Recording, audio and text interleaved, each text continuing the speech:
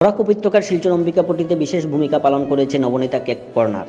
নবনীতা ব্যানার্জির উদ্যোগে আয়োজিত হলো কেক নির্মাণের জন্য প্রশিক্ষণ কর্মশালা। 10 দিন ব্যাপী আয়োজিত এই কর্মশালার সমাপ্তি ঘটে 7 এপ্রিল রবিবার। বহু রকম কেক এর বাহার নিয়ে করিমগঞ্জ হাইলাকান্দি শিলচর থেকে উপস্থিত হন প্রশিক্ষণপ্রাপ্ত বিভিন্ন বয়সের গৃহবধূ ও যুবতীরা।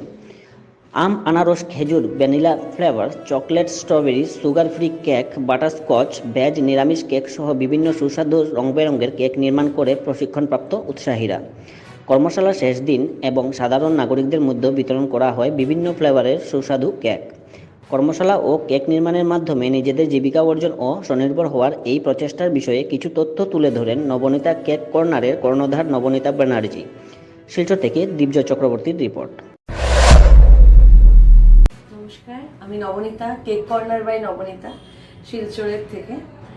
এবার আমাদের এখানে প্রায় 16 পাউন্ডের কেক আছে। 16 পাউন্ডের কেকের মধ্যে ফ্রি টেস্টিং হবে। এখানে সব unique shape, unique design, unique টেস্টের কেক পাওয়া যায়।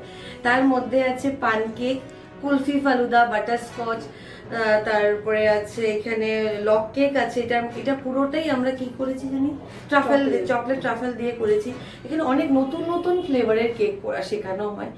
একদম ডিজাইন থেকে আরম্ভ করে বেস থেকে আরম্ভ করে শেখানো হয়, কারণ কি এটা এটা বেসিক টু এটা একদম প্রফেশনাল ক্লাস। তো আমি চেষ্টা করেছি ওদেরকে ভালো করে শেখানোর। ওরা সত্যি খুব ভালো করে শিখেছে। আশা করি ওদের ভবিষ্যতে এই কেক নিয়ে একটা ভালো রেজাল্ট ওরা পাবে।